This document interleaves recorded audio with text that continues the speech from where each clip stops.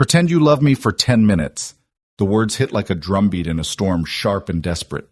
Rain streaked across the cafe's wide windows, paparazzi lights flashing like jagged lightning behind them. Inside, everything smelled of cinnamon and steamed milk, warmth holding its fragile ground against the chaos outside.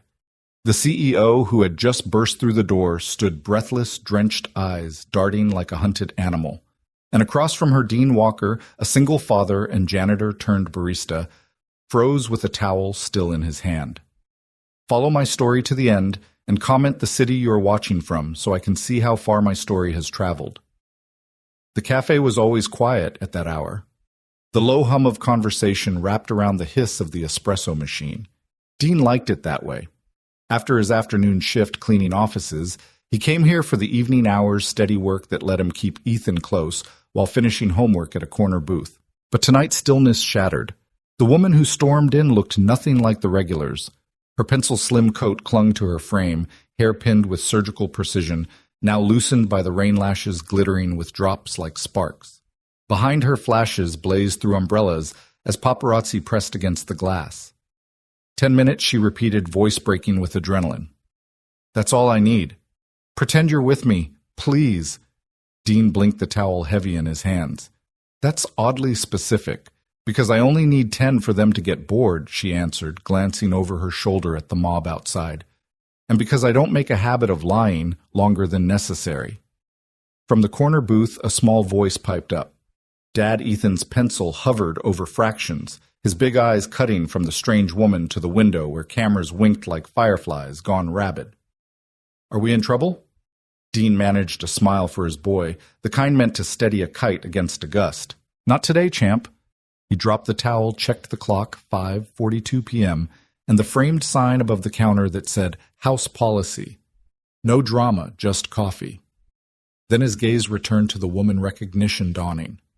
Juliana Cross. He'd seen her face 100 times on magazines, at the grocery checkout, on television clips that made her sound colder than marble. A self-made billionaire CEO of Heartline International. A woman with a spine that cut steel and rumors she had never ordered but could never silence. Dean's jaw worked. He looked from her to Ethan, then back. Ground rules, he said finally.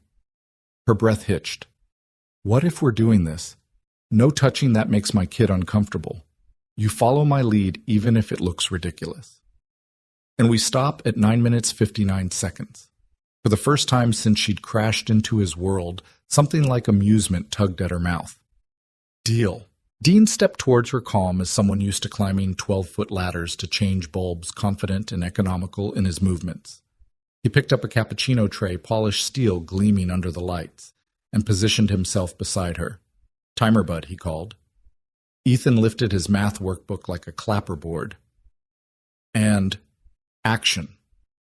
Dean angled himself so the tray caught the reflections from the windows, scattering the paparazzi's sightlines.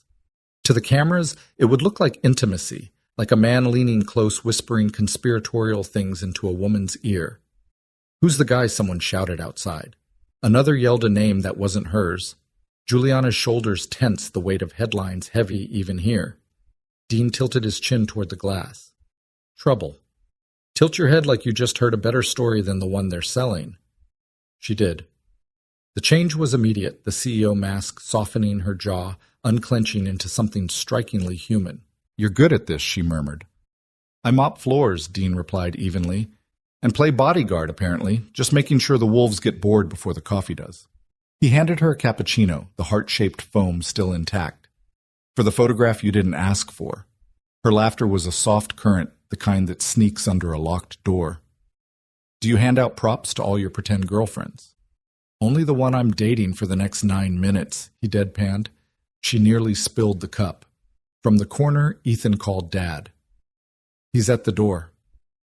Dean turned. A photographer had pushed the cafe door open an inch. Dean moved before the hinge could squeal. Tray snapping up to block the entrance with the polite clang of steel. House policy, he said calmly. Order or out? Come on, man, the photographer groaned, rain dripping from his jacket. She's public interest? No, Juliana said, suddenly stepping beside Dean. Her voice was clear, steady. I'm a human being. There's a difference. The door eased shut. Outside, umbrellas rippled with irritation, then resettled like blackbirds on a wire. Inside, time ticked forward. 3 minutes gone. Dean gestured toward a booth near the window. Sit. If they want a show, let's give them one that doesn't cost your soul. She slid into the seat coat damp against the leather. Dean set another cup down for effect, then crouched to tug the napkin dispenser forward, a small barricade that shielded her phone from prying eyes. Juliana's eyes followed his hands, curious. I hire consultants for crisis management, she murmured. Turns out, I needed a barista. Don't be offended, Dean said, but I'm off the clock in 17 minutes. After that, I'm strictly a dad. Her lips curved faintly. I'm not offended. I'm relieved. 5 minutes left. The rain grew quieter, more thoughtful, as if listening in. Dean leaned against the booth across from her, studying her face. Not the polished version from the headlines, but the fragile edges of someone carrying more weight than applause could offset. They called me reckless this morning, she confessed. Cable news. The lie was sharper than the truth will ever be. There's a trick to lies, Dean answered. They burn quick and bright. Truth doesn't care about fireworks, it just stays. She looked at him, then really looked, the steadiness in his eyes, the unpolished honesty. For a moment, the storm outside was just weather, nothing more. Time check. Ethan bounded over sneakers, thudding softly. 7 minutes. Also, I finished the fractions. Dean slid over hand, resting lightly on his son's shoulder. Show me. Juliana watched that touch. Gentle, respectful, not owning, only assuring. She'd seen men sign billion-dollar partnerships with less reverence than this father gave a worksheet. You're good with him, she said before she could stop herself. You make hard things look easy. Dean shrugged.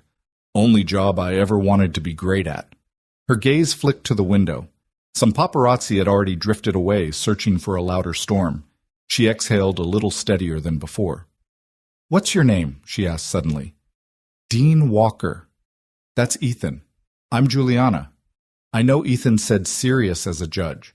My grandma watches you on the business channel and yells at the TV when the men interrupt. Juliana laughed real this time. Tell your grandma I've been interrupted by experts. I'll survive.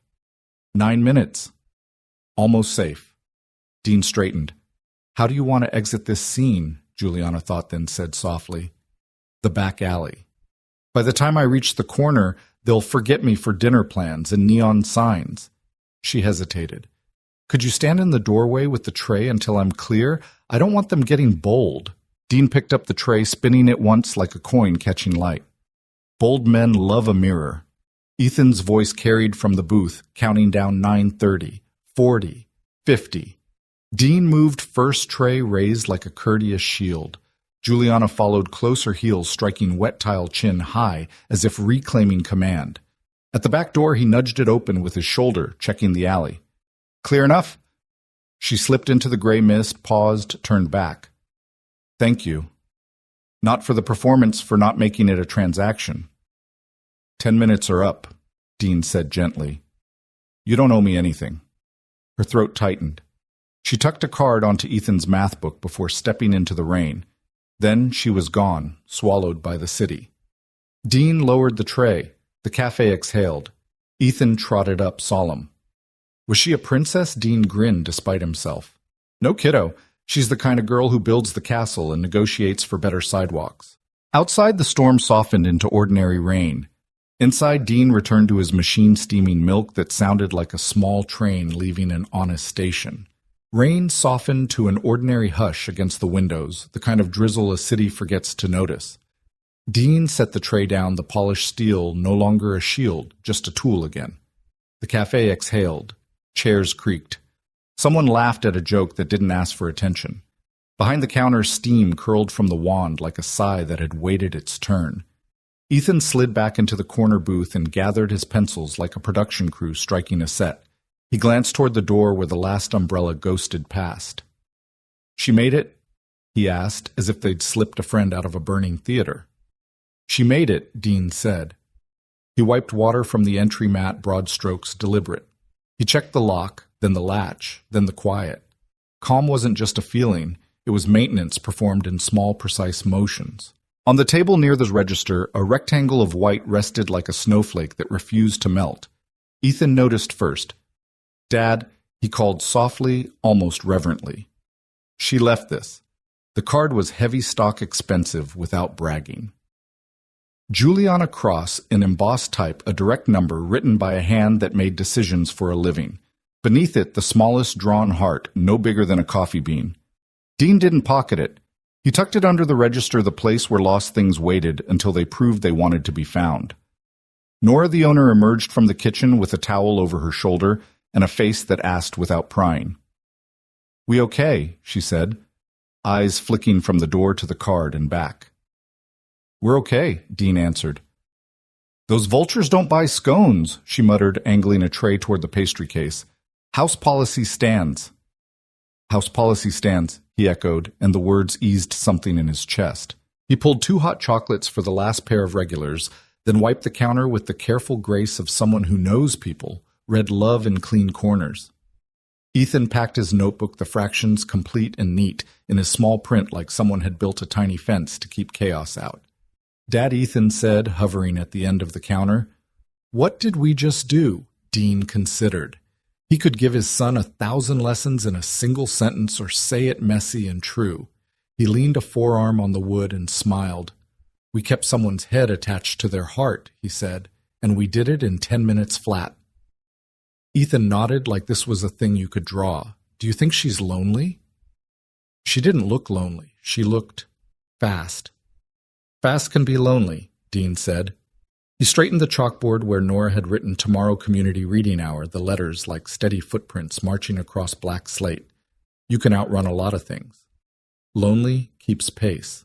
They finished closing with the ceremony that turns chores into meaning cups.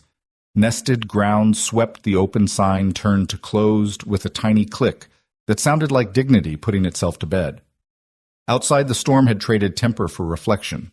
Streetlights threw amber halos on the slick pavement. Ethan shouldered his backpack, a brave weight for a small frame. "Hot cocoa." "When we get home?" he asked. "Always," Dean said. They stepped into the rinsed night. The city felt washed but not forgiven, silvered and honest. On the walk, Ethan kicked a leaf until it gave up and became water again. "Dad, what's pretend?" he asked suddenly. "In movies, it's a job," Dean said. "In life, sometimes it's a bridge. To where?" "To the next honest thing." Ethan considered this long enough to step over a puddle that didn't deserve his socks. "So, we were a bridge for her," Dean said softly. "For now." Their building was an old brick place with clean hallways and a smell of winter coats sleeping along the walls. In the apartment, Dean hung their jackets, lined their shoes like soldiers at attention, and put a pan on the stove. Milk warmed until it sang. Cinnamon dusted the air like a promise. Ethan set 2 mugs on the counter with both hands careful as a surgeon. "Do you think the cameras will come back tomorrow?" Ethan asked. "Cameras always come back," Dean said, "but so do mornings." They drank cocoa at the small table covered in crayon pocks, and the faint scratches of 1,000 homework battles won. Ethan pulled out his paper robot and added a square to its chest, a compartment for a heart. "Looks stronger," Dean said. "It needed armor," Ethan replied. Then after a beat, "You didn't let them make us a show." Dean met his son's eyes. "Dignity doesn't ask for a spotlight," he said. "It brings its own light." Ethan smiled like he'd just memorized a spell. Somewhere in the building, a neighbor started a laundry cycle. The thrum felt like thunder singing itself gentle. After Ethan brushed his teeth and the robot took up a guard post on the nightstand, Dean swished a dishcloth through soapy water and called quiet into the room. He washed the 2 mugs like they'd be needed again, which they always were. Then stood at the window and watched the city finish blinking itself to sleep. His phone vibrated once, an alert from a news app he never asked for. He didn't open it. The headline glowed anyway through the lock screen. Juliana Cross spotted with mystery man at local cafe. He set the phone face down. He wasn't a headline, and Ethan wasn't a plot twist. He checked the door chain, then checked it again because some rituals are both habit and prayer. When he finally laid down, the ceiling traced shadows across his room like maps of somewhere he didn't need to go. Sleep came in pieces. Twice he woke to the sound of rain auditioning for thunder, and twice he told it no. Morning arrived with a pale gold square across the kitchen floor, and the scent of coffee doing its best work. Ethan's hair refused to learn order a detail Dean loved enough not to fix. They ate toast in the ordinary way. Ethan jammed on his sneakers. The robot went into the backpack with its heart compartment outward like a badge. "Grandma's after school?" Dean asked. "Yep," Ethan said. "She makes grilled cheese like a wizard." "Everyone needs a wizard," Dean said, and kissed his son's forehead with the ease of a man who had chosen the job and never looked back. He walked Ethan down 2 flights to the stoop, watched him join the slow river of kids, then checked his watch. The morning shift waited the one with keys and codes and floors that told the truth about who a building thinks it is. Heartline Tower rose 3 subway stops away, a glass and steel spine stitching itself into the sky. Inside the lobby had a sound-polished quiet, like coins settling in a velvet bag. Security knew him by nod and name. He signed the clipboard because procedure is also a kind of love, then shouldered the supply cart that always felt lighter than it should. On the far wall, a muted television ran a business show. The lower third scrolled, "Cross fends off rumors. Mystery man raises questions." Dean kept moving. He didn't owe the room a face. Elevators sent steel doors sliding with the finality of sentences that don't need witnesses. Dean took the service lift to 18, where the glass meeting rooms floated like aquariums filled with suits and plans. He started with the hallway, because hallways prepare people for the rooms they enter. Mop strokes, even water changed, often corners detailed. He believed in the dignity of invisible work, the kind that holds the world up and never gets a plaque. At a cross corridor he paused. Through a pane of glass, he could see a small conference room where a young associate had left a coffee ring on the table and a smiley face drawn on a legal pad like a dare to look away from the day. Dean wiped the ring clean through the open door and straightened the pad. He didn't erase the smiley. "Some graffiti is good for morale." "Morning," a voice said behind him, brisk and polite. He turned. A woman with a tablet and a posture that suggested no time for nonsense regarded him with interest, not dismissal. Late 20s, smart eyes badge clipped clean Maya Chen. "You're Dean Walker," she said, as if reading a file only she could see. He nodded. "On paper and in person." She glanced at his cart, then at the corridor he'd already turned from ordinary into respectful. "Ms. Cross would like a word," Maya said. "If you're willing." Dean checked the clock on the wall the way his mind always weighed minutes against Ethan's after-school pickup, like an abacus made of promises. 5. "If it doesn't disturb the work," he said. "It won't disturb anything that matters," Maya replied. 18th floor boardroom. Now. He followed her down the corridor. The carpet gave underfoot like it forgave. When the boardroom door swung open, the city poured in through windows that knew how to keep secrets. People looked up 2 board members on screens. A legal counsel, an empty chair at the far end like an invitation left by someone who believes in chance. Juliana Cross stood at the head of the table. For a breath, neither of them pretended. Yesterday's rain lived faintly in memory, but today the air smelled like glass and deadlines. Her gaze found him with that same startled steadiness, as if somewhere in her map of crisis he had become a landmark. "Mr. Walker," she said, voice even almost warm. "Thank you for coming on short notice." He nodded once, all the permissions he was willing to give on a weekday morning. "I come cheap," he said. "I don't come careless." A corner of her mouth acknowledged the line, but her eyes didn't leave his. "Then let's not waste either," Maya gestured to the empty chair. Dean set his palms on the polished table, grounded as a man who had learned to steady ladders in crosswinds, and took his seat.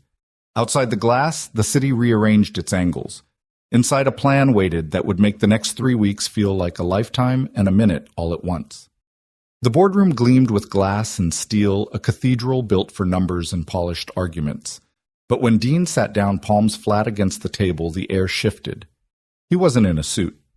No silk tie, no practiced posture, just a clean shirt, the kind of steady presence that didn't ask permission to exist. Juliana's gaze lingered on him longer than she meant to, remembering last night's storm. remembering the stranger who had blocked flashbulbs with a tray and given her 10 minutes of safety. Now, under the daylight honesty of the 18th floor, he looked the same. No theatrics. Just calm. Agenda Maya said crisply, clicking the remote. The wall screen flickered alive with headlines and stock tickers. Stabilize optics ahead of the quarterly meeting. Decide on a narrative we can live with. Choose the hard way now, or the impossible way later. Hard way, Juliana said immediately. She folded her hands, voice carrying the clipped conviction of someone who had weathered storms bigger than gossip. Always. Dean leaned back slightly, studying the slide, a collage of tabloid headlines and grainy paparazzi photos. His image was there too, tray half-raised expression, unreadable. The caption underneath screamed, "Mystery man at Cross's side, new love or new lie." He exhaled through his nose. "Why am I here?" Juliana didn't flinch. "Because yesterday you kept my head attached to my heart," she said, "and because those photos are out there now. I didn't plan the rumor, but I can steer it." Maya glanced at her notes. 3 weeks. Appear as a couple at selected public events. Not a campaign, just a steady narrative through the shareholder vote. After that, the noise will fade. Dean's brow lifted. "You want me to act like I'm dating you?" "Yes," Juliana said, her eyes holding his without apology. "But no lies about who you are. No staged melodrama. We act like human beings who choose to stand together. That's all." Silence stretched. Dean's mind flicked to Ethan, his son bent over fractions, his small shoulders carrying trust Dean would never betray. "Ground rules," Dean said finally. His tone was even but iron-lined the words. "First and last. My son is off limits. If a camera catches him, if an event interferes with his routine, if a story tries to make him content, my no is the end of the sentence." "Done," Juliana said, no hesitation. Maya added, "We'll establish a media shield. No appearances involving Ethan. Separate protocols for privacy and safety." Dean's jaw unclenched by a fraction. He tapped the table with one finger, weighing. "No gifts, no scripted affection. Nothing that turns me into a prop." "Agreed," Juliana said, voice quiet but resolute. "I won't insult you with theatrics. Not after you gave me honesty in a storm." Dean studied her, searching for cracks. But all he found was steadiness wrapped in exhaustion she refused to show. "What's the fee?" Juliana asked, sliding a folder across the table. Her tone was businesslike, but her eyes softened just enough to say she understood what it cost to ask. Dean hesitated. His pride wrestled with his reality. "I don't need a paycheck. I need a lawyer. Not a cousin who prints forms for cheap. A real one. There's a custody review coming. The other party wants more weekends. I want what's best for my boy." Juliana didn't blink. "We'll set payment terms through a third-party trust. Transparent. It goes to your counsel directly, not through me." Maya was already typing. "Clean line, full compliance." Dean almost smiled. "You're very good at making decent things boring." "That's the only way they stay decent," Maya replied, returning the smile. Juliana flipped a page in the folder. "Appearances begin tonight. ESG Fund Gala. A mixed crowd. Old money. New money. Skeptics, believers. We arrive together. No speeches beyond what's required. No cameras in your son's direction." Dean's eyes narrowed. A gala. In borrowed tuxes and borrowed stories. Not borrowed, Juliana corrected. Tested. She slid a slim document across the table. It wasn't glossy. It wasn't rehearsed. Just typed lines and clauses, each one carrying weight. "Mutual respect," she said. "That's the only contract that matters." Dean read every word, tracing the lines with the focus of someone used to machines that couldn't afford failure. At the end, he looked up. 2 questions. "Ask," Juliana said. "What do I call you when the cameras aren't around?" Her lips curved the faintest release of tension. "Juliana, not Ms. Cross. Titles have their place. They don't belong in kitchens or quiet rooms." Dean nodded once. "Second, who's going to hate this the most?" Maya flicked to her final slide. A grayscale headshot filled the screen, sharp jawline, sharper smile eyes like polished glass. Conrad Vale. Activist investor. He's betting on your soft edges, Juliana. He thinks he can pressure you out if he makes enough noise. Dean studied the photo. He looks like a man who thinks a broom only sweeps one way. Juliana's voice was steel-laced with warmth. Let me worry about Conrad. Dean held her gaze. And who worries about you? She didn't look away. I do. And for 3 weeks apparently you do too. The silence that followed wasn't awkward. It was a bridge steady enough to walk on. Maya cleared her throat. We'll draft terms and circulate. Appearances start tonight. Dean leaned back, exhaling. Let's write it down. Pens scratched against heavy paper. Not romance, not performance, just respect bound in clauses and ink. When the last page was signed, Juliana capped her pen like closing a door softly. She looked at Dean, a flicker of something in her eyes she refused to name. After hours, she said, We meet at the cafe, not for cameras, to rehearse exits and entrances. So we don't step on each other's toes. Dean's mouth curved faintly. You bring the spine. I'll bring the coffee. She almost smiled. Deal. Outside the city pulsed with headlines waiting to be written. Inside, 2 unlikely allies sat at the same table, unaware that their signatures had just lit the fuse on a story that would test every truth they thought they knew. And somewhere in the quiet corner of Dean's mind, one promise repeated itself like a steady drumbeat: Ethan comes first. Always. The black town car rolled to a stop in front of the Marriott Grand, its awning glowing gold under the drizzle. Red carpet stretched across the wet pavement like defiant ribbons. Flashes sparked even before the door opened. Dean tugged at his collar, already regretting agreeing to a tux. The bow tie strangled him like a bad decision. Relax, Juliana murmured beside him. She sat, poised, hair swept back in an elegant knot. Emerald gown shimmering like it had been cut from the night itself. She didn't look like a woman on trial with investors. She looked like control. Dean gave her a dry glance. Relax.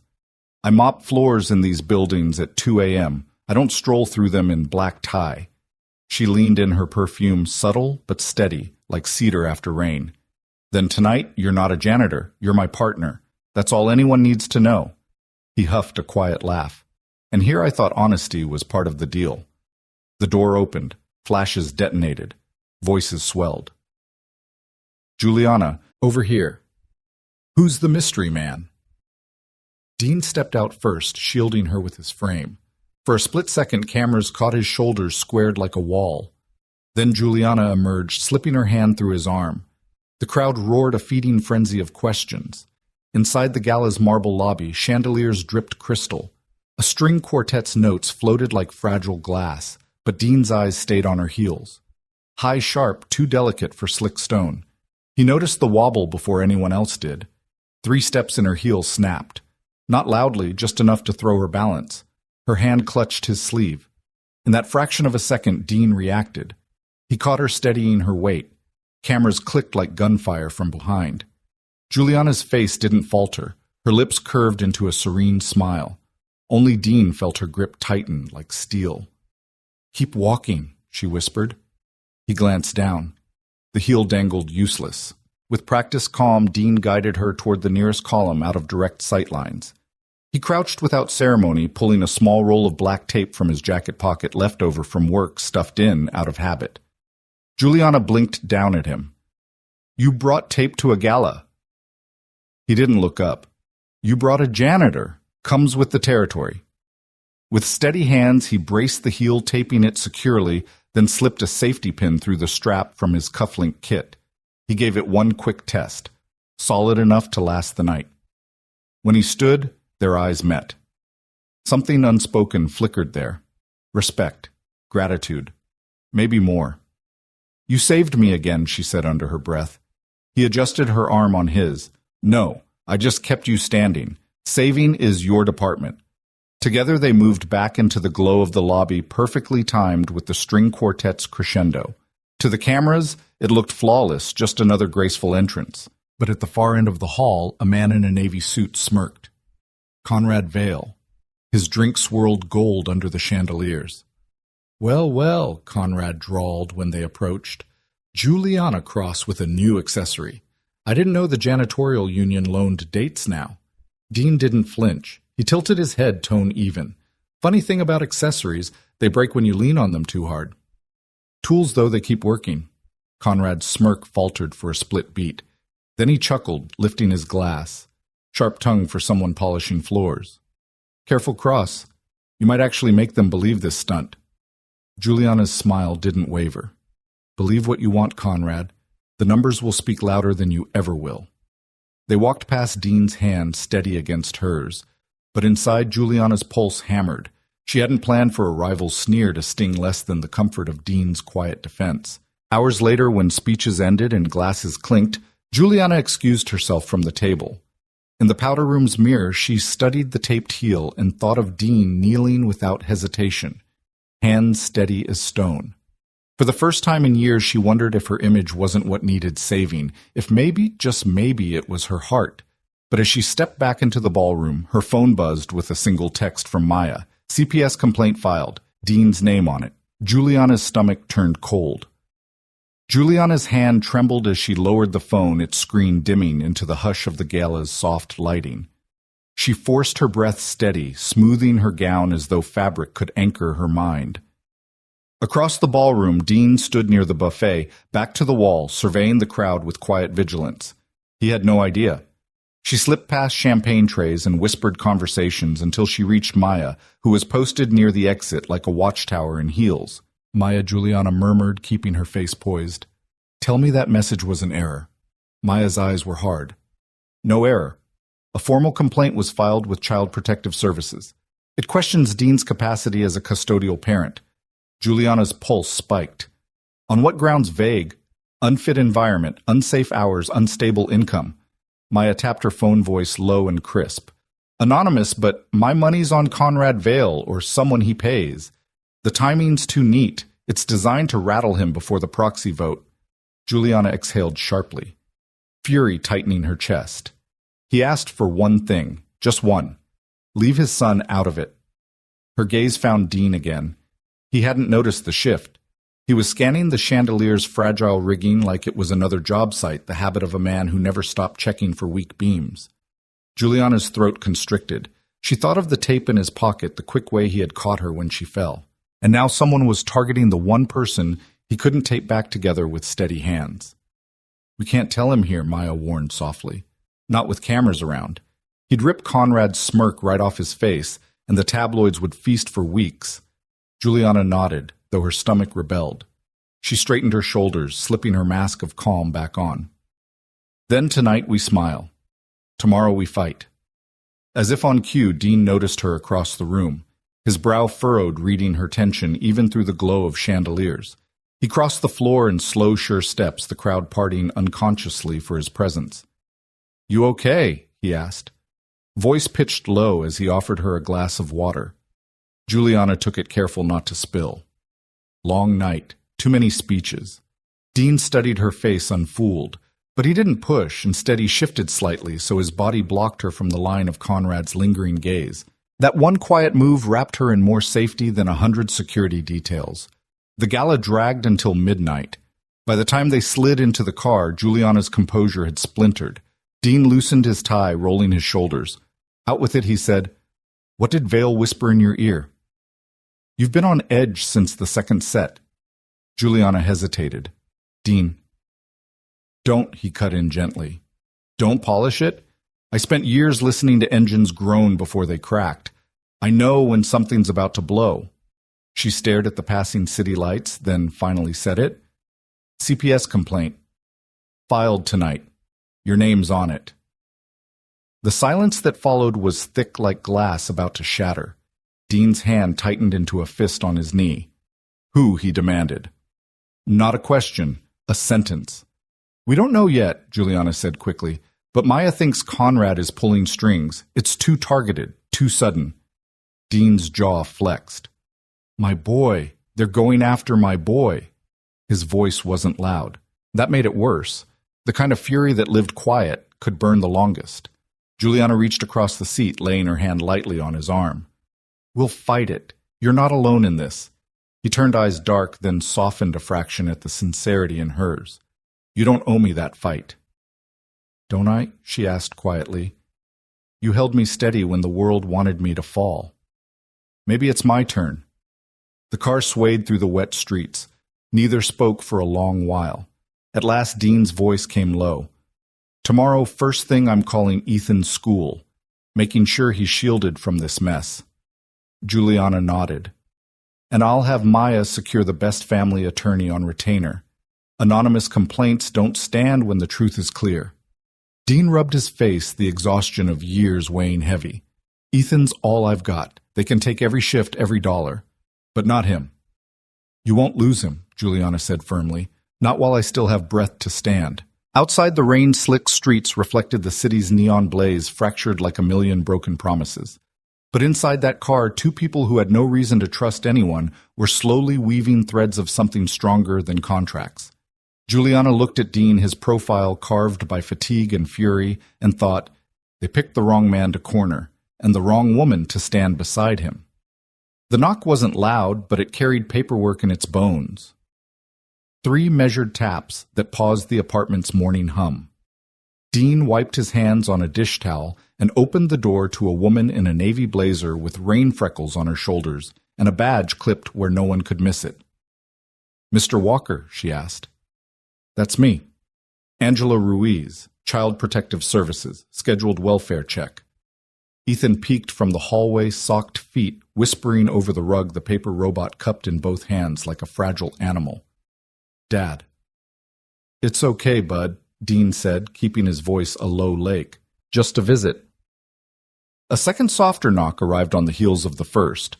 When Dean swung the door wider, Juliana stood there with a takeout bag, hair damp from a stubborn drizzle, the kind of tired that good makeup doesn't bother to fight. She took in Angela's badge in a blink and managed a smile that didn't argue with the moment. Dinner delivery belated, she said lightly. And I can come back. You can come in. Dean answered. To Angela, he added, if that's fine. Angela nodded. Visitors are fine. We're here to see the ordinary. The ordinary in Dean's apartment had edges softened by use, a small corkboard stitched with Ethan's spelling test shoes lined like small soldiers by the door, a kitchen where the pan knew the weight of milk by memory. The air still carried a hint of last night's cinnamon, the scent of a ritual that made a boy feel chosen. We'll start with Ethan's room, Angela said, professional, but not unkind. Then kitchen, any medications. Then a few questions. Dean angled a hand. After you. Ethan's room was a map of a kid who thinks in Steps comics stacked by issue robot parts arrayed on a towel, pencils squared like runway lights. A nightlight waited in an outlet like a small moon. Angela ran her gaze along the edges, testing with questions that wore no teeth. Bedtime 8:30, Dean said. Reading after. Lights at 9. Supervision. If I work late, he's with my sister or Ms. Duffy next door. Both cleared last review. School on time. Homework at the cafe if I'm on shift. He likes to do math where the machine hisses. Ethan nudged the robot toward her. He's getting a heart compartment, he explained softly. So when the noise scares him, he can put the good things inside. Angela's mouth did a small thing that wasn't quite a smile and wasn't far from one. That's excellent engineering, she said. What goes in first? Hot cocoa, Ethan answered, and my dad's voice when he says it's time to sleep. In the kitchen, Angela opened cabinets with the respect of someone who expects good answers and sometimes gets them. Cleaning supplies were on a high shelf latched. A smoke detector tested with a single obedient chirp. The fridge held groceries arranged by habit. Not display eggs, greens, leftovers in labeled containers. A simple calendar on the wall wore blue circles around school nights and a red star 2 weeks out that said simply, check in. Angela made notes. Has there been a change in your work schedule? Evening cafe shifts. Daytime janitorial 2 days a week, Dean said. Never both late on the same night. Income stability. Enough to keep the lights on and the pan singing. Angela asked about medical history, emergency contacts, a dentist appointment next Thursday.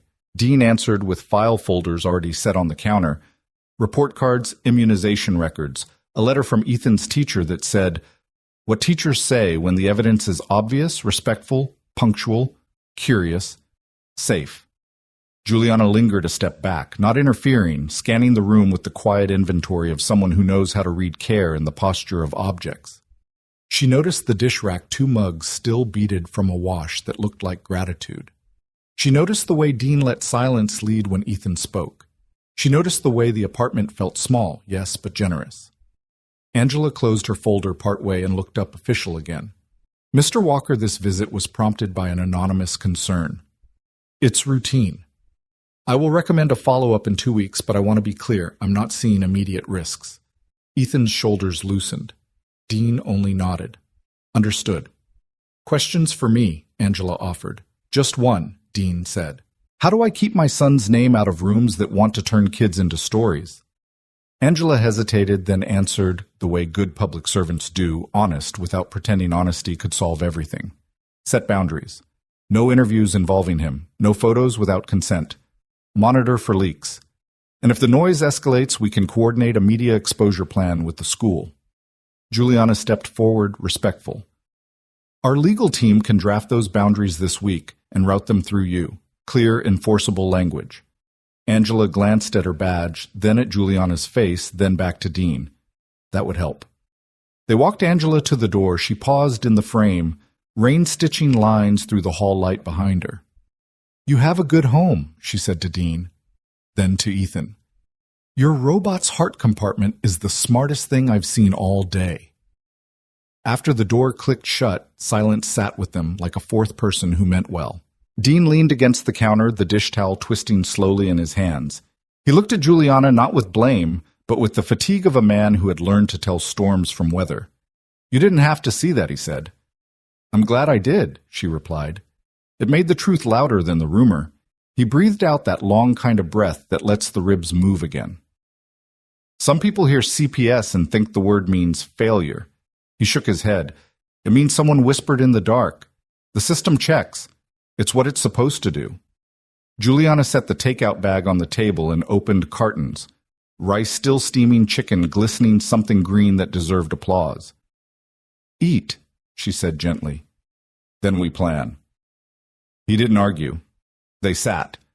Ethan told them about a kid in his class who could draw dragon wings on notebook paper that looked like they could fly. The ordinary made room for itself, as ordinary does when invited. When Ethan took his plate to the sink and ran the faucet like a miniature river, Dean spoke again. I'll call the school in the morning. Let them know to redirect anything that smells like media. I'll have Maya draft the protection language tonight, Juliana said, and connect you with a family attorney who knows CPS procedure in their sleep. He lifted a palm. I appreciate the help, but my no is still the end of the sentence where Ethan is concerned. It is, she said. No flinch, no sales pitch. I'm not here to be the loudest voice. I'm here to back yours. The dishwater hummed. Ethan dried his hands on a towel 3 times his size, then left the robot on the table and padded off to brush his teeth. For a minute, the apartment was just sync music and shoelaces learning their knots. Juliana studied Dean's face, the lines earned honestly. I hate that it came to your door, she said. He asked for one thing. Leave his son out of it, Dean finished. Yeah. He turned the robot gently in his hands, thumb settling on the tiny square Ethan had built for a heart. They think making noise makes them bigger than the room, he said. But a kid's life is small on purpose. That's the point. Small, safe, boring when it wants to be. Juliana's voice lowered. If it helps, Maya's already pulling threads. We'll know where this came from. He almost smiled. I know exactly where it came from. I just don't want to spend the next 2 weeks teaching my boy what retaliation means. Then we teach him what quiet means, she said. Not silence, the kind you choose. Ethan reappeared in pajama pants with dinosaurs arguing across them and leaned into Dean's side with the full trust of a small gravity. Can Ms. Juliana stay for Coco? He asked. If she wants to, Dean said, checking her face. Please, Juliana answered, a surprising softness in the word, like something relieved to be asked for once instead of demanded. But I should leave before it's late. Dean warmed the pan again. Milk Rose sang. He whisked cocoa and cinnamon until the smell stitched the room together. They stood around the small stove like it was a campfire. Ethan sipped with the ceremony the drink deserved. Dad. Ethan said without looking up. Am I? The reason the cameras are mean. Dean crouched until they were eye to eye, the kitchen tile cool through his knees. No, he said. The reason they're mean is because they're lazy. Me and Ms. Juliana are going to make their job boring. Boring is good, Ethan decided, and drank. When it was time for bed, Ethan hugged Juliana with the easy certainty of a kid who can smell a safe person. Thanks for dinner, he said, and for being fast when the world is loud. Juliana's laugh was small and true. I'll work on being fast and quiet. After his door closed, Dean walked Juliana to the threshold. The hallway light made a slim crown on her hair. For a moment, neither moved. You're allowed to be angry, she said. I am, he answered. I'm also allowed to be precise. Tomorrow I'll brief Maya. We'll get the boundaries drafted. And Dean, she hesitated, choosing a word that didn't cost too much. We can pause public appearances if that shields him. He looked past her to the stairwell and the miles of city beyond it. We do whatever keeps Ethan's name out of strangers' mouths, he said. If that means the world thinks we retreated, they can have their headline. We'll keep our quiet. Her breath caught, not in pain exactly, but in recognition. Then we start there. She stepped into the hall and turned back, once a small tilt of thanks that didn't need a speech. When the door latched, Dean set his palm to the wood for the length of a heartbeat, then turned out the kitchen light. The apartment settled. The calendar on the wall kept its 2-week promise without swagger. Outside the city muttered its late songs. Inside, a father rinsed 2 mugs and set them on the rack like tomorrow would ask for them again. It would. 2 weeks is both a long time and no time at all. For Dean, it passed in dishes, rinsed, coffee-poured mop strokes across empty halls, and the familiar click of Ethan's pencil in the evenings. For Juliana, it passed in boardrooms where words like stability and shareholder confidence were wielded like blades. The follow-up visit came on a gray Thursday. Angela Ruiz returned this time with less paper and more ease. She asked her questions, checked Ethan's room, noted the calendar with 2 new blue circles, and closed her folder with a soft thump. No concerns, she said. This file will close. Ethan grinned, and Dean's shoulders dropped like they'd been carrying the ceiling. Angela shook his hand firmly, nodded to Juliana, and left. For a moment, the apartment filled with the rare kind of silence that doesn't ache, it rests. Juliana was the first to break it. You know, this doesn't end it right. Conrad isn't the type to back down because one door closed. Dean leaned against the counter, arms folded. Then he can bang on locked doors until his knuckles split. My son's not for sale, not for smear, not for story. She watched him a moment, then reached into her bag. Then maybe it's time we play offense. From a leather folder, she pulled a set of papers. Contract. Confidentiality clauses. A non-disclosure that spelled out in sharp letters what had been only spoken between them. Dean glanced at the first page, then raised a brow. A contract for pretending. A contract for protecting, Juliana corrected. This codifies boundaries. It keeps Ethan's name sealed. It keeps my board off your back. And it makes it harder for Conrad to twist shadows into rumors. Dean flipped the page eyes, narrowing at the legalese. I'm a janitor. My contracts are usually a mop and a clock-in sheet. You want me to sign something that makes my life a headline if it goes sideways. Juliana stepped closer, her tone low. I want you to have leverage if they come after you again. You've already been dragged in once. I won't let it happen twice. For a heartbeat, silence sat between them like an uninvited guest. Dean set the papers down carefully. I'll look it over, he said. But I don't sign until someone I trust explains every comma. Juliana almost smiled. That's the smartest thing I've heard in a boardroom tone all week. Before more could be said, Ethan wandered in pajamas, rumpled hair, sticking in directions that defied reason. Dad, the robot's heart won't stay closed, he mumbled. Dean crouched. Show me. Ethan handed over the small cardboard contraption. The flap meant to cover the heart compartment kept slipping. Dean studied it, then pulled a paperclip from the counter, bending it into a hinge. He fastened it gently, and the flap held. Sometimes you don't force it shut, he told his son. You give it a hinge so it can open and close without breaking. Ethan nodded, satisfied. Like a real heart. Juliana's gaze lingered on the boy, then on Dean's hand, steady over the paper robot. Something inside her shifted an echo of what she had once wanted for herself, but buried under ledgers and meetings. Later that night, when she left the apartment, Dean walked her to the door. Rain streaked the hallway window, the city's neon blurred into watercolor. "You don't owe us this fight," he said quietly. Juliana met his eyes. "Maybe I do. Or maybe for once I want to fight for something that matters more than numbers." Dean didn't answer right away. He only nodded, then closed the door softly after her. But what neither of them saw was Conrad Vale standing across the street beneath an umbrella, watching the lights go out one by one in Dean's apartment. His phone glowed with a message he was already drafting. "Push harder. Leak new angle. Target the janitor." He smirked as he hit send. The storm wasn't over. It was just moving closer. The first headline hit on a Monday morning, buried mid-scroll beneath weather updates and market chatter. "CEO's secret companion has a past the board should question." Dean's phone buzzed before his second cup of coffee. A coworker slid it across the counter at the cafe, lips tight. "That you?" he asked. Dean scanned the piece. Grainy photos of him walking Ethan to school. The boy's face blurred but still there. Words like custodial worker and living paycheck to paycheck, dressed up like evidence.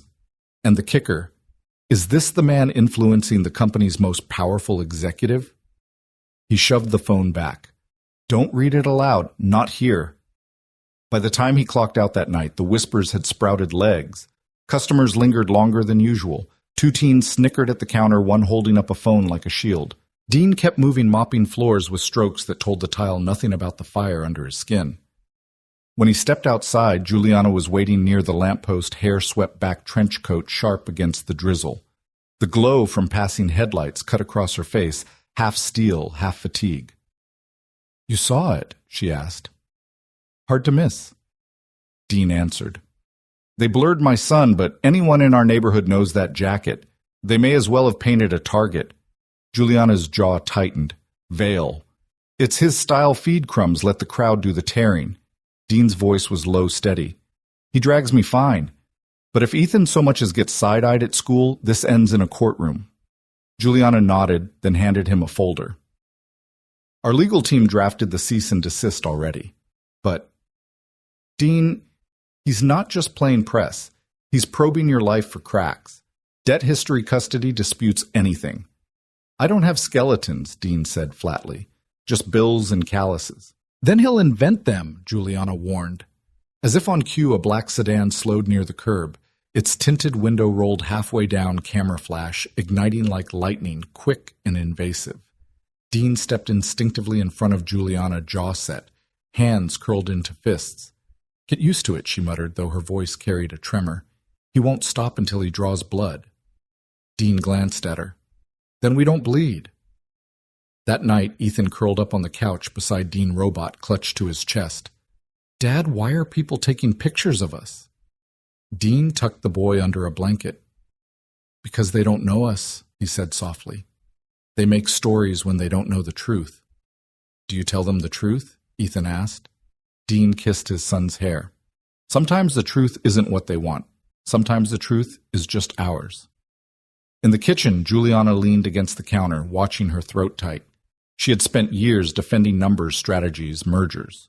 Yet here, in a two-room apartment with peeling paint, she realized what defending people actually looked like. She crossed the room, crouched so she was eye level with Ethan. "You know what your dad's right about?" she asked gently. "You don't have to explain yourself to anyone who isn't safe."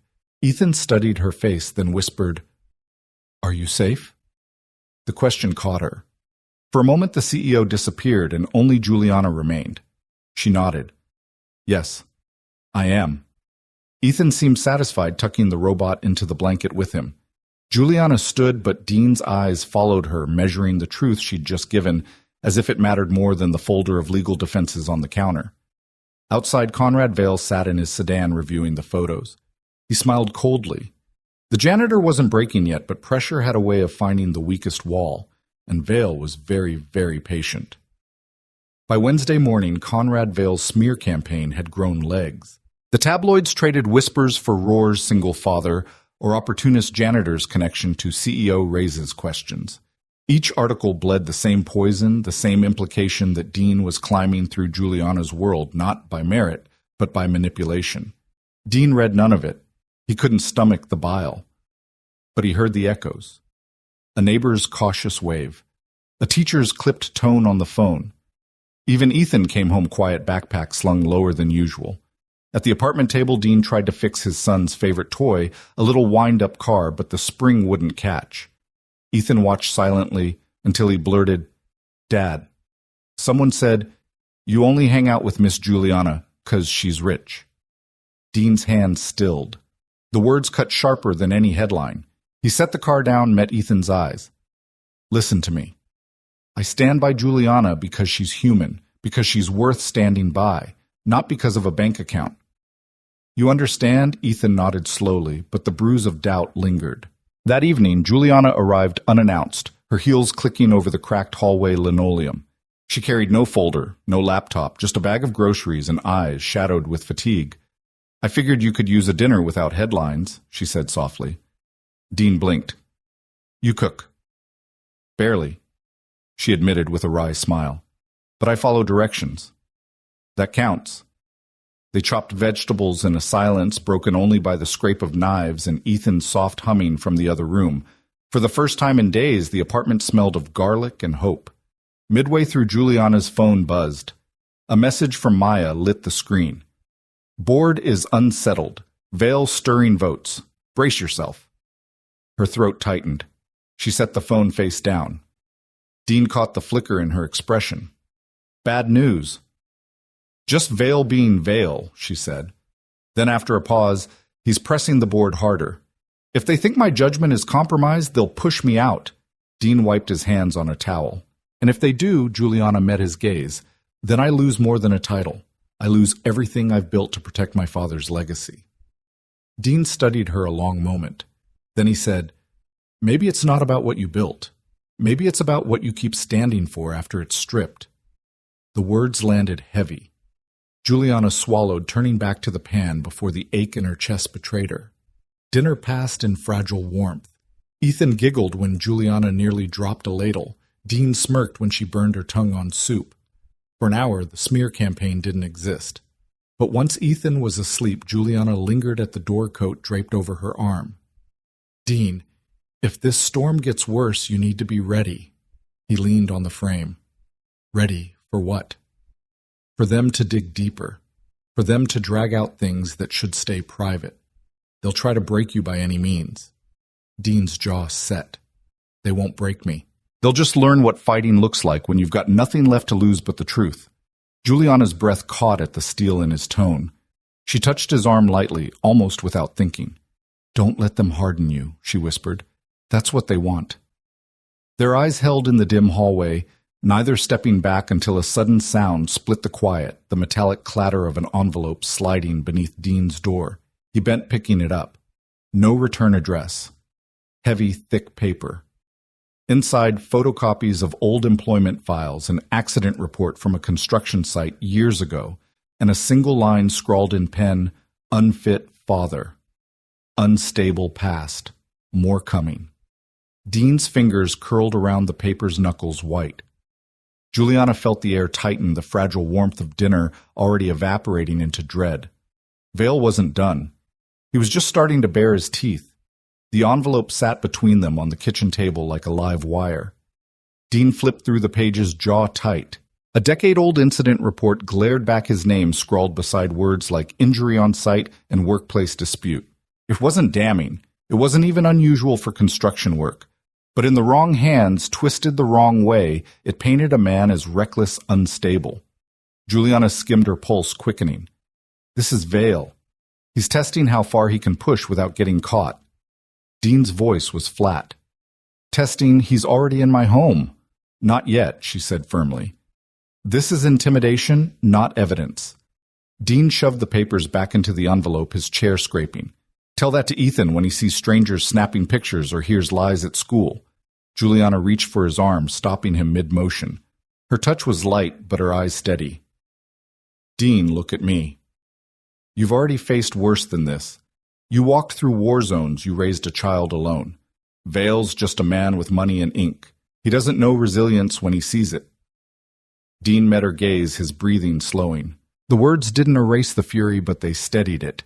That night after Juliana left, Dean sat at Ethan's bedside longer than usual. The boy's chest rose and fell in soft rhythm, his robot clutched like a talisman. Dean brushed back Ethan's hair and whispered, "They won't take what's ours." Morning brought no relief. Vale's campaign escalated. Flyers appeared near the school. "Would you trust this janitor with your children?" Dean tore one down, fists shaking. By the time he returned home, 2 more had been posted. Juliana stormed into her office that same afternoon, Maya close behind with a stack of reports. "The board is rattling," Maya said. "Vale's feeding them stories about Dean. They're starting to wonder if your judgment is compromised." Juliana slammed a folder shut. Compromised. For protecting someone decent. Perception is their gospel, Maya warned. And Vale knows it. Juliana pressed her palms to the glass window overlooking the city. Her reflection looked back at her perfect hair-sharp suit, but a fracture behind the eyes. She whispered almost to herself, "I won't let them do this to him." Or to Ethan. That evening, Dean returned to find Juliana already at his kitchen table. She had brought more than groceries this time. She had brought resolve. "Vale won't stop until one of us breaks," she said. "So we stop him first." Dean dropped his work bag, pulling out the torn flyer. "How lawyers' articles?" "They play in his arena. He owns the scoreboard." Juliana leaned forward. "Then we drag him into ours." Truth. Transparency. You speak, not as my pretend companion, as who you are, a veteran, a father, a man who works 2 jobs and still shows up for his kid. They can't smear honesty if you stand in it. Dean let out a rough laugh. "You think anyone's listening to a janitor over a billionaire? I do," she said firmly. "Because I will make them listen." Silence stretched. The rain pattered on the window, the hum of the city a dull echo. Dean finally sank into the chair across from her. "You're asking me to stand in front of cameras," he said. "I'm asking you to stand in front of the truth," Juliana countered. Ethan wandered in, rubbing his eyes. "Dad? Miss Juliana, why are you talking so loud?" Dean gathered his son into his lap, kissing his hair.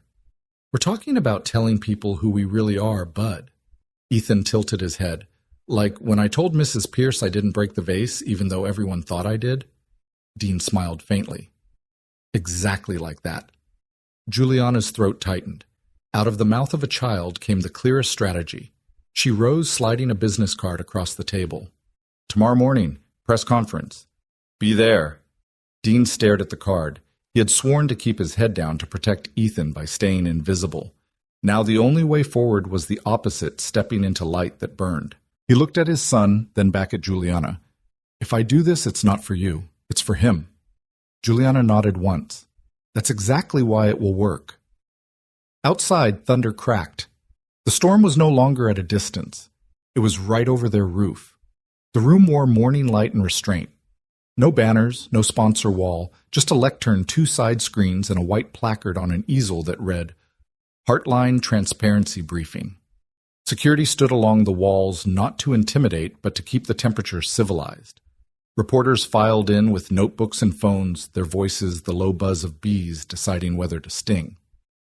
Backstage, Maya adjusted the tiny mic at Juliana's collar and smoothed an imaginary wrinkle from her jacket.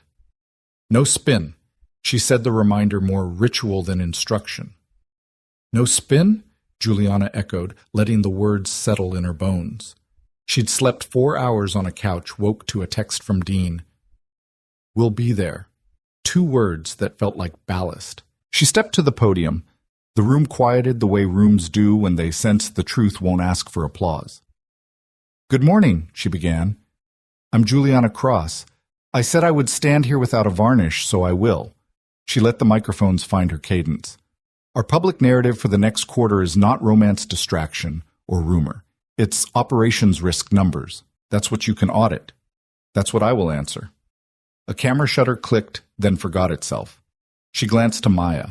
The left screen lit with a simple flowchart: dates, burner email routes, a PR vendor payments that hopped like stones across a creek toward Conrad Vale's office. Not lurid, just clear. In recent weeks, Juliana continued a burner account seeded stories implying, I staged a relationship and worse, targeted a private citizen, Dean Walker, with insinuations designed to trigger a Child Protective Services visit. CPS did its job. They found a stable home and a good kid. The smear failed on facts, not volume. She let the sentence land, felt the room tilt toward listening instead of feeding. Hands rose. Are you alleging Mr. Vale? I'm stating, she intercut even but firm, that our ethics committee and partner funds have the materials, emails, invoices, and audio acknowledging the tactic. I'm not here to perform prosecution. I'm here to say we will not play that game. A murmur rippled. In the second row, a columnist with honest ink in his marrow lifted a hand. Ms. Cross, the man in the photos. Are you confirming a relationship? Juliana breathed once a measured inhale that tasted like cold glass and clean conscience. I'm confirming we treat people like they're not disposable. Whatever else you want to name it belongs to your page, not our policy. Phones vibrated as editors somewhere argued adjectives. Juliana set her hands on the lectern, the posture of a person who has stopped negotiating with fear. One more thing before we turn to operations, she said. The past few weeks did harm not to a company but to people. Dean Walker is not a prop. He is a father, a veteran, and a man whose dignity doesn't require my permission. The delay in drawing a hard line is mine. Her voice thinned, then steadied. Dean, I'm sorry I didn't protect you soon enough. Ethan, I'm sorry the noise reached your sidewalk. That's on me. Silence found its manners. Somewhere a pen stopped mid-scratch. At the back of the hall, a security guard shifted, less bored than a minute ago, and because his name has been used without his say. Juliana added, I asked him to speak for himself. Not as anyone's mystery, anything, but as who he is.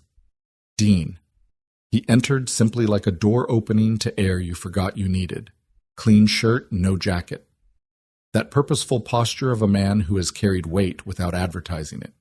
He didn't touch the podium. He stood beside it, hands in plain sight. Morning, he said.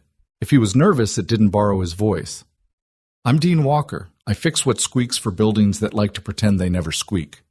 And I raise a boy who believes robots need heart compartments.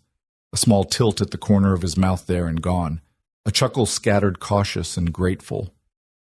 I've heard a lot of names for what the last few weeks have been, he continued. I can't answer to all of them.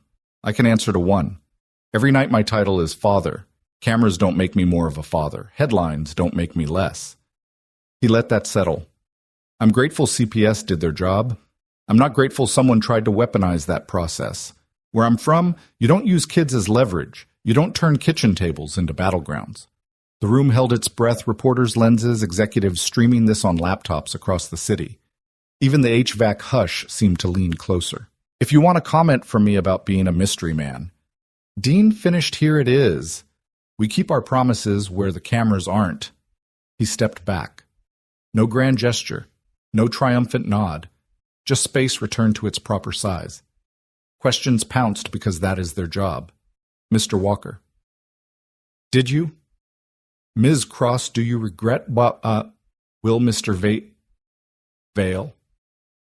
Juliana reclaimed the mic, composed without ice. Operational questions go to our CFO at 11. Ethics questions go to the committee. Questions about private citizens will not be answered today, tomorrow, or next week. We are drawing a line in a color you can't miss. Maya gave the subtlest signal from the wings. The right screen lit with a one-page internal memo, interim guardrails for investor conduct, explicit prohibitions against targeting employees' family members or private citizens for leverage. Effective immediately, pending formal vote. We should not have needed to write that, Juliana said. Now we have. Phones vibrated like a chorus. Maya's tablet popped with banners.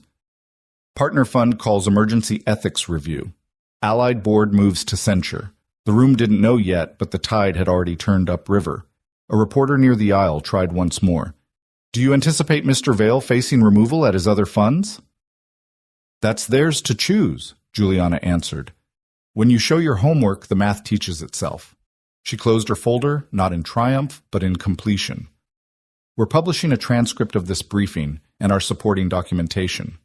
Not to win a day, To honor the long day called accountability. The moderator thanked the room. Security didn't hustle, they guided. The buzz rose, but something had changed timbre from hungry to sober. The fluorescent lights seemed less cruel. Backstage, the quiet tasted like water. Maya slid in eyes bright with the victory she refused to call a victory. 2 funds launched formal inquiries while you were speaking, she said. A third is queuing a no-confidence vote. You didn't swing, you just set gravity loose. Juliana's mouth quirked relief threaded with caution. Then let the process do the talking. Dean stood a few feet away, checking his phone. A text from Grandma Ethan aced his reading quiz. Want cinnamon tonight? He smiled into the screen like a person who knows exactly what matters. Juliana turned to him. For a moment the world thinned to 2 people in a hallway where paint had been touched up just enough to pretend it hadn't been scuffed. You were good, she said, the word too small and still exactly right. Thank you. He shook his head. You did the unglamorous part. You made it official. Her eyes softened. For the record? No. Not for the record, she corrected herself, surprising them both. For Ethan. I'm going to keep distance for a while.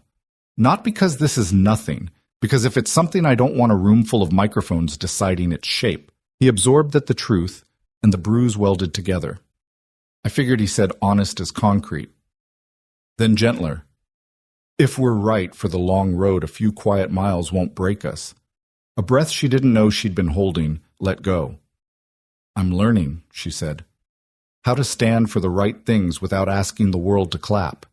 He glanced toward the stage where techs coiled cables like well-trained snakes. Some rooms teach you to talk loud, he said. Others teach you to listen. You just made one of the second kind. Maya reappeared with a folder lighter this time. Press wants comment on Vale, she said. We'll send them to the committee. And she hesitated, a rare thing. There's space on the 11th floor we aren't using. The facilities team could turn it in a week. Chairs, a coffee station, lockers, a door that closes, a sign that says quiet room. Juliana didn't look away from Dean. Make it happen, she said. Then to him quietly. Your idea. I'll only sign off. He smiled, something in his shoulders releasing like a knot deciding to be a bow. I'll bring a list, he said. Things people need that no one remembers until it's too late. Bring it, Maya said. I'll bring procurement. A cluster of reporters drifted past the curtain hoping for a stray sentence. None came. Some stories are not for them. They stepped out into the hallway, which smelled faintly of lemon cleaner and new paper. Through the glass doors, the city practiced its indifference taxis, sleeking past a delivery bike, weaving with a grace that deserved more than a shrug. Juliana and Dean paused where their paths forked hers to the elevator, and a tranche of meetings his to the street, and a boy who would be waiting with a cinnamon request and a newly confident voice. We started by pretending for the world, she said, almost amused at the way beginnings tie themselves to endings. And we'll keep our promises where the cameras aren't, he finished. They didn't hug. They didn't stage a look. They just nodded like people who had endured a weather system together and were now content to check the forecast before the next walk. By midday, emails would ping in rooms that thought themselves immune to consequence. By evening, policy drafts would turn into language that could be enforced. And somewhere around dinner time, in a 2-room apartment that carried the scent of cocoa and relief, a father would lift a saucepan and let it sing for a boy who had learned that the loudest safety is the quiet kind. Tomorrow, there would be another kind of room to build one with soft chairs and shelves that held more than books. But for now, what remained between them was real enough to live without a headline. Evening clung to the city with a hush like someone dimming a stage light one notch at a time. Neon signs pulsed across wet pavement, and the scent of roasted peanuts drifted from a cart near the subway steps. Dean walked home with Ethan's hand in his, the boy swinging a paper bag that smelled faintly of cinnamon. At their apartment, laughter rose before the door was even locked. Ethan darted to the table, spilling his backpack's contents like a river of worksheets and robot sketches. Dad, look. Mrs. Pierce wrote, excellent, on my story. She said my robot had the best ending. Dean ruffled his hair. Robots with heart compartments, remember, that's your secret weapon. Ethan grinned, then leaned in close, voice dropping to a conspiratorial whisper. And guess what? Nobody mentioned the flyers today. Not even the mean kids. It's like they disappeared. Dean's chest eased, though he didn't say it. That's how it should be, bud. Just you and your stories. Later, as Ethan slept, Dean stepped onto the balcony, city lights blinking like restless stars. He exhaled into the cool air. For weeks, he'd carried a dread heavier than his tool belt. But tonight the weight was lighter. Juliana had stood with him more than that she had shifted the ground so his son's name could rest safe. Across town, Juliana's penthouse glowed like a lantern. She stood barefoot in her kitchen, a glass of water in hand, staring at the skyline. Her phone buzzed with a dozen missed calls and congratulatory messages. She ignored them all. Instead, she scrolled to Dean's name and hovered over the call button. Her thumb lingered, but she let the screen go dark. The timing wasn't right. Not yet. The next day brought fallout. Vale's name filled headlines, but not the way he intended. Words like investigation board, censure, and ethics breach wrapped around him like chains. His smug grin vanished from the financial pages, replaced with a photo where the camera had caught him mid-blink, unguarded, suddenly small. At Heartline headquarters, a quiet shift had begun. Employees who once whispered about Juliana now greeted her with nods of respect. Some even smiled tentative but real. In the cafeteria, conversations hushed when she walked in, not out of fear but reverence. The CEO, who once seemed distant, had stood in front of cameras and apologized to a janitor and his son. That gesture traveled faster than Vale's lies ever could. Maya noticed it most. She caught employees lingering near the new quiet room on the 11th floor, a space already softened with armchairs, a kettle, and a stack of children's books someone had donated. "It's working," Maya said one morning, handing Juliana her coffee. "You changed the culture with a single door." Juliana shook her head. "Dean did. I just signed the form." That evening, as Dean locked up his cart and swept the last crumbs from the marble floor, Juliana appeared at the far end of the hall. No cameras, no press, just her holding 2 takeout bags. "You worked through dinner again," she said. "Thought you could use real food instead of vending machine peanuts." Dean chuckled. "You spying on me now?" Maybe she teased, then added softly, "Maybe I just wanted to see you without microphones between us." They sat in the empty cafeteria sharing noodles and stories. For the first time, their laughter wasn't edged with tension. Juliana leaned back, chopsticks poised midair. "Do you remember the first night when I asked you to pretend I thought I was buying 10 minutes of protection? I didn't realize." Her voice trailed. Dean watched her steady. "Didn't realize what?" "That pretending would feel more real than anything else I'd had in years." Silence folded between them, not heavy, but delicate like a page waiting for the next line. Dean set his chopsticks down. "Juliana, I'm just a guy trying to raise his boy. I don't fit into your world of glass towers and boardrooms." She reached across the table, fingertips brushing his hand. "Maybe my world's been missing the one thing yours has plenty of honesty." Dean didn't pull away. He didn't lean in either. He let the moment breathe because some truths needed time to take root. From the doorway, a janitor pushed a mop bucket, gave them a knowing smile, and disappeared without a word. Back home, Dean tucked Ethan into bed. The boy's stirred eyes half open. "Dad, is Miss Juliana going to come for cinnamon too?" Dean kissed his forehead. "Maybe one day, kiddo." And in the quiet that followed, he allowed himself for the first time to believe that maybe wasn't just a dream. Maybe was a promise. Friday dawned with a pale sky, the city still damp from a night of rain. Dean woke early, brewed coffee in the dented pot, and watched sunlight creep over the rooftops. Something inside him had shifted. For weeks he had braced against storms, Vale's venom, the board's suspicion, the whispers at school. But now for the first time there was space for stillness. He drove Ethan to school, the boy chattering about a robot comic he wanted to write. "Dad, the hero's name is Bolt. He saves people not with fists, but with gears that heal." Dean chuckled. "Sounds familiar? Just make sure Bolt gets a day off sometimes." When Ethan disappeared into the classroom, Dean lingered by the gate, catching a glimpse of other parents nodding his way. Not cold nods, respectful. Some even smiled. He exhaled long and slow. At Heartline headquarters, Juliana strode through the lobby in a cream coat, heels clicking steady against the marble. People looked up from their laptops, some even clapped quietly. She lifted her chin, offering nothing more than a polite nod, but inside her chest swelled. Respect earned in blood and truth was heavier, but it was real. Maya cornered her in the elevator. The board wants a closed-door session. Vale's vote is gone. They're split on who should fill his seat. Let them split, Juliana said calmly. I'm done patching fractures to please them. From here on, we build new stone. By mid-afternoon, she slipped away her driver, dropping her near a quiet park not far from Ethan's school. She found Dean seated on a bench, still in his janitor's uniform, hands dusted faintly with chalk from repairing the classroom blackboard. You know you're allowed to sit without fixing something first, right? She teased. He smirked. Old habits. Besides, broken things find me. Her gaze softened. Not all broken things need fixing. Some just need company. They walked slowly along the park's path, autumn leaves skittering at their feet. Juliana spoke first. The truth is, I didn't just ask you to pretend that night to silence Vale. I asked because I was afraid. Afraid I'd walk into that gala alone and everyone would see through the armor. You gave me more than cover. You gave me breath. Dean stopped looking at her. And you gave me something Ethan hadn't seen in years. A reason to believe people like us matter, even in glass towers. They fell quiet, their steps in rhythm, their breaths forming clouds in the chill.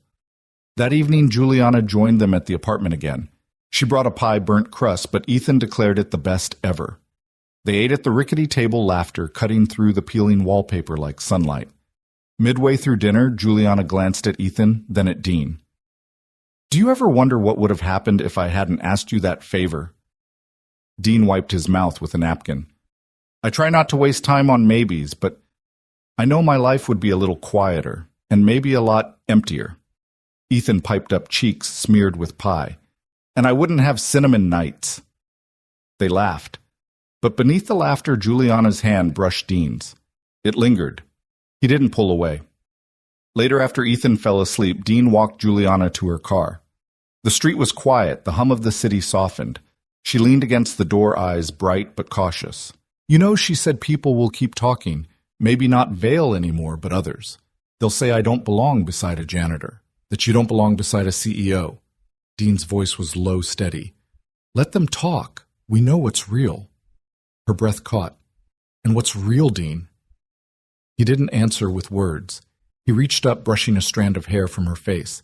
His fingers lingered just long enough for her to close her eyes. But before the moment could settle, a sound split the air, the ring of Dean's phone. He stepped back, answering quickly. It was the school. Juliana watched his face tighten as he listened. What is it, she asked when he hung up.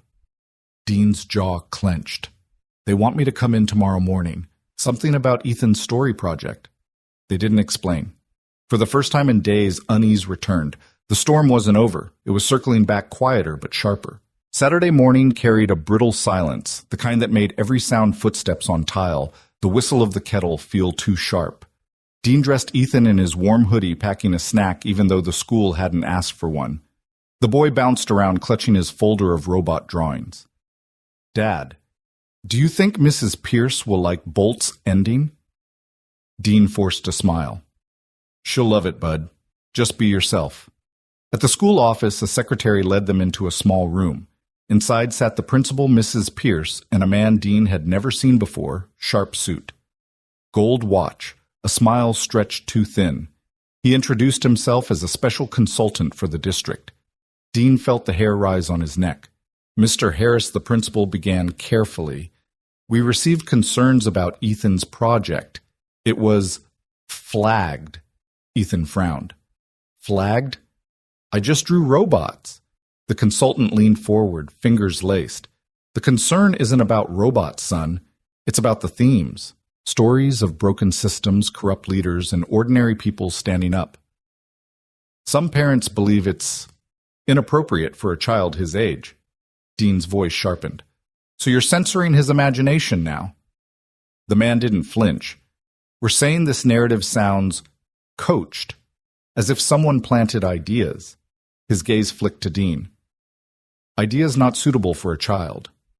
Dean's jaw clenched. He wanted to lunge across the table, but Ethan's small hand gripped his sleeve. "Dad," the boy whispered. Juliana's voice cut the tension. She had arrived quietly, slipping into the room without announcement. "If you're accusing anyone of planting ideas, accuse me." All heads turned. She set her leather bag on the table with a thud. "Because I told Ethan stories. Stories about courage, about honesty, about men like his father who don't wear suits but carry the real weight of this city." The consultant shifted uncomfortably. "Ms. Vale. Ms. Hart," she corrected coldly. "And if you're implying Dean Harris isn't fit to guide his son, you'll answer not just to me but to every camera I invite into this school by noon." The principal raised her hands. "Please, no one is accusing." Juliana leaned forward, voice like steel wrapped in velvet. "Don't mistake fear of headlines for mercy. Ethan's voice matters, and if you silence him, you silence every child who dares to write truth into fiction." The room froze. Finally, the consultant muttered something about reviewing policy and left. Ethan beamed at Juliana. "Miss Juliana, you sounded like Bolt." Her expression softened. "Maybe Bolt sounds like you, Ethan." As they left the school, Dean walked beside her, his steps heavy but his heart lighter. "You didn't have to come." "Yes, I did," Juliana replied simply. "Because this isn't just about you anymore. Or me. It's about Ethan and what he learns from watching us." That evening they gathered again in Dean's small kitchen. The scent of chili filled the air, steam fogging the window panes. Ethan colored at the table while Juliana stirred the pot. Dean leaned against the counter watching her. "You keep showing up, Juliana, even when the fight's not yours." She glanced over her shoulder. "Maybe that's what family does." The word lingered. Family. Dean's throat tightened. For so long it had been just him and Ethan against the world. Now, the edges were shifting. Later, after Ethan drifted off to sleep, Juliana stayed behind. The apartment was quiet, the only sound the hum of the radiator. She sat on the worn couch, hands folded, eyes distant. Dean lowered himself beside her. "You okay?" She nodded slowly. "For years my life has been contracts, mergers, numbers. Everything polished, controlled. But tonight, in this little kitchen with chili bubbling, it felt like home. Something I didn't know I was missing." Dean's chest ached. He wanted to reach for her to erase the distance that had lived between them since that night at the gala. But before he could, she turned her hand, brushing his cheek. "I asked you to pretend, Dean," she whispered. "And now, I don't know if I can tell where pretending ends and real begins." The air between them crackled. Dean leaned closer, his voice rough. "Then maybe we stop pretending." Their lips met, not with fireworks, but with a quiet certainty that felt stronger than any storm. For the first time, Dean Harris wasn't just a janitor or a veteran or a single dad holding the line. He was a man choosing something for himself. And Juliana Hart, once the untouchable CEO, chose him back. Sunday arrived with a soft shine, the kind of morning that makes a city look newly forgiven. The Indie Cafe's chalkboard wore careful handwriting, community reading hour 9:00 a.m. Someone had sketched a little coffee cup whose steam curled like music notes. Inside light fell across oak tables and a neat row of mismatched mugs. Dean Walker adjusted the open sign with the gravity of a tiny ceremony. Juliana Cross straightened a stack of paper cups, then smoothed the paper stage Dean had taped on the floor, a small square where big voices could stand. Neighbors drifted in as if answering a bell only they could hear, night shift custodians still in their sneakers, a nurse with purple tape on her wrist, the retired pianist from the Heartline lobby clutching a folded handkerchief, two teachers with Saturday faces, Nora from the kitchen wiping her hands on her apron as if she was about to applaud. Maya slipped through the door, last tablet tucked away on purpose. Ethan popped up onto the little wooden step Dean had sanded smooth until it felt like kindness. His hair was combed to the idea of order. He held stapled pages with the title written in pencil like a promise the strongest cup. Juliana leaned to Dean. "You ready?" she whispered. He smiled small and certain. Been ready for this since the day he learned Once Upon a Time. The room quieted until you could hear the hiss of milk finding its song. Ethan cleared his throat. My story is about a guy who thinks he just cleans up spills. He began voice-thin but brave and a girl who builds castles and negotiates for better sidewalks. A ripple of laughter, careful not to spook the courage. It's about how they learned hot cocoa is just a drink that holds a family together. He read of a night when rain tried to be lightning, of a coffee tray that became a shield, of a heel that broke, and hands that fixed it with tape, and a pin, because value is whether it holds when it matters. He read of a boy who gave a robot a heart compartment, so the good things had somewhere to live when the noise got loud. He read of a woman who said no to a bully in a room that echoed, and a man who said yes to telling the truth when telling the truth could sting. Midway through, Ethan looked up as if to check the room hadn't fallen away. It hadn't. It leaned in. Dean's hand found the back of a chair and stilled there like a person remembering to breathe. Juliana's fingers rested on the counter knuckles, pale then warm again. The strongest cup, Ethan read, voice steadier now, isn't the one that never spills. It's the one you refill together. When he finished, the silence didn't break so much as blossom. The old pianist clapped first one gentle beat, then another. The room followed soft, then full. Dean scooped his son into a hug so fierce the cafe looked away and smiled at its shoes. Juliana reached for the pages as if they were fragile glass. "You wrote this," she said softly. "And you let it walk." Ethan nodded, serious. "Miss Pierce said stories are like bridges. You have to trust them. Nora passed cocoa like metals that don't need a ceremony. Maya found a corner of counter and pretended to reorganize napkins, blinking hard.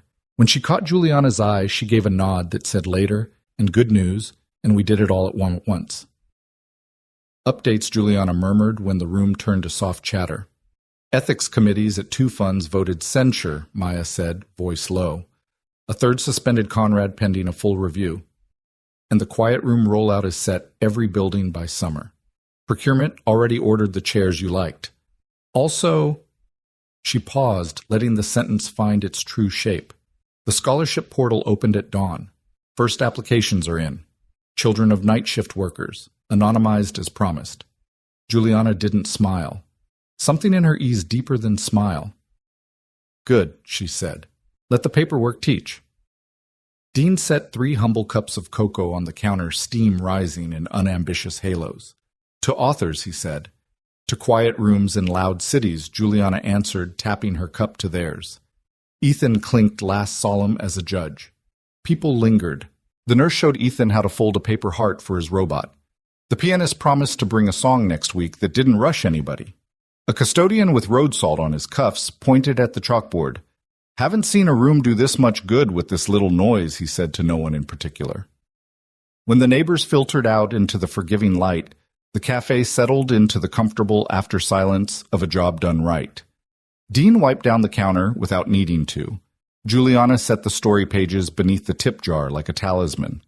Ethan perched on his wooden step, swinging his legs, a boy who had just found out his voice could hold a room. Walk, Dean asked, glancing at the window where the day had turned honest. They stepped into a street that smelled of wet brick and the kind of bakeries that know your name. The city moved at a humane tempo. No flashes, no vans with tinted windows, just dog leashes, stroller wheels, a bus sighing like a tired uncle. Ethan took the middle because that's where kids belong. Fingers twined with each of theirs, swinging their arms like a metronome that had finally found the right tempo. Dad Ethan said, eyes on the tiny parade of ants rethinking a crack in the sidewalk. Are we a unit? Dean glanced at Juliana, then down at the small hand in his. We're a family, he said. We'll decide the vocabulary as we go. Juliana laughed softly. CFOs love vocabulary. Then, more serious, we choose ours. They passed a storefront where a muted television scrolled old footage of Conrad Vale stepping into an elevator, a chyron muttering words like investigation and suspension. No one inside looked up. The world had moved on to more useful weather. A woman from Heartline's night crew waved shyly from a bus stop, then held up her phone, the scholarship portal open to a form that asked practical questions in plain language. Dean waved back with a smile that could steady a kite. Juliana lifted 2 fingers in a small salute and kept walking, because not all gratitude wants a spotlight.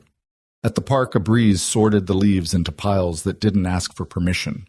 Ethan ran ahead to the low stone wall and balanced along it like a tightrope artist with a very sensible safety net. About yesterday, Juliana set eyes on the boy she had chosen to stand beside before she had chosen the man. I meant it.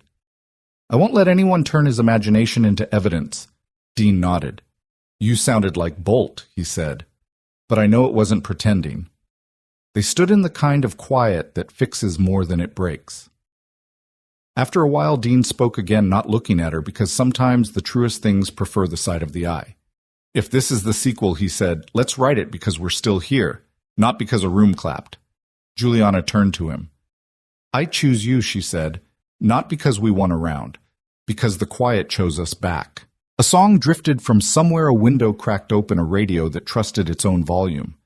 Dean offered his hand, almost embarrassed, like a man who knows better than to stage grand gestures but sometimes forgets to stop wanting them. Dance with me, Juliana said, saving him from deciding alone, if the sidewalk doesn't mind. They moved small, respectful of pedestrians and their own history. The coffee tray that had once been a shield, the taped heel, the boardroom with its polished dangers, the kitchen where Coco learned to sing on cue, the school office where a consultant forgot what stories are for. Dean led like a person who'd memorized every creak in an old house. Juliana followed like someone who had traded armor for a dress you can breathe in. No one clapped. The city wouldn't dare. They walked home by the long way on purpose. At the cafe door, Juliana paused, touching the frame like blessing more than wood. Tonight, she asked. Cinnamon, always Dean said. Inside, he set 3 mugs on the counter with the care of placing medals that don't need names. Ethan climbed onto a stool and announced that the robot's heart compartment now had a hinge that would never jam. Because sometimes you don't force it, he explained to an audience that couldn't get enough of him. You make it so it can open and close without breaking. Dean caught Juliana's eye. She didn't say I love you. That sentence has its own weather and shows up when it wants. What she said was this: we keep our promises where the cameras aren't. He nodded, feeling the truth take its seat and unbutton its coat. Outside, the day softened toward evening. Inside, steam rose and made halos of nothing in particular. The story didn't need a drum roll. It needed a table, 3 cups, and a room that knew the difference between quiet and silence. Sometimes the strongest cup isn't the one on the counter. Sometimes it's the life that holds refilled after storms, handed from one set of steady hands to another, warm enough to share, ordinary enough to last. Your thoughts will help us create meaningful stories. And if you want to hear more powerful healing stories like this, don't forget to subscribe to the channel, click the bell icon so you don't miss any new episodes. And most importantly, share this video with people who need a little hope today. Thank you so much for your time.